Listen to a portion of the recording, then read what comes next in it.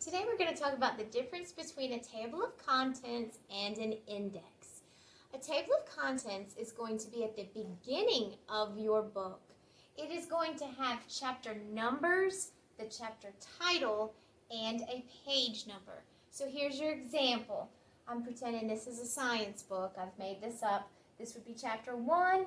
Its title is Planets. It starts on page 1. Your chapter number 2, chapter 2, it's called Moons, and it starts on page 25. So your length of chapter 1, it goes from pages 1 to page 24 because page 25 starts the new chapter, Moons. An index is going to be at the back of a book. It's at the very end part. It's going to be in alphabetical order, and it's going to contain all of the topics that were in that book. So if it was a science book and you wanted to look up planets, you would go alphabetically, find what you were looking for, and then you would see the page number listed next to that topic. So your table of contents is at the beginning. It gives chapter numbers, chapter titles, and page numbers. Your index is at the end of a book, and it gives alphabetical order topics that were in your book and what page you can find that on. Let's look at a few examples. This is one of my favorite books. I'm not going to read it, but I'm just going to show you the table of contents in this book. It's called Mrs. Hall is a Goofball, and it is by Dan Gutman. If you open up in the beginning of this book, you will see the table of contents page. It says Contents. These are your chapter numbers. It has 11 chapters. These are your chapter titles, and these are your page numbers. So if I ask you, what is the title of chapter 6? Chapter 6's title is Mrs. Hall is in a Pickle, and it starts on page 50. The next chapter, gross, disgusting, would start on page 59. So from page 50 to page 58 is Mrs. Hall is in a Pickle, because the next chapter starts on page 59.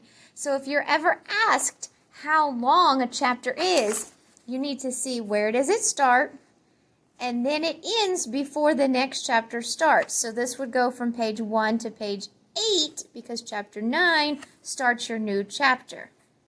I have an old science book here. I'm going to show you in the beginning. This would be our table of contents.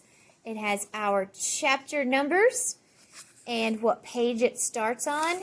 This table of contents has it broken up into sections. So that would be A section, this is B section, and then if you turn, this is section C. So it tells you your chapter title, and what page you can find it on.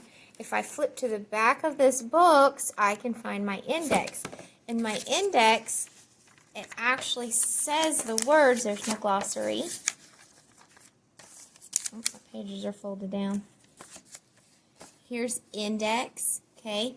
Your index is in alphabetical order. There's C's and D's. Here's the E's. And I could find, all right, here's erosion. It's going to be on page C62. Or if I want to find chalk, chalk will be on page C6. So I can use an index so that I can actually find what I'm looking for and turn to that page. So let's look up caterpillar. Caterpillar is on A51. It's also mentioned on these pages and this page and that page. So let's go to A51. So this is section C, B, A, and I need to find 51, 52. All right. So on page A51, this is about how does a caterpillar change as it grows. So just like the index told me, this is how I found it. I went right to those pages. This is the next page that was listed, and there it is again. So an index helps you find the topic that is in the book and what page number it would be located on.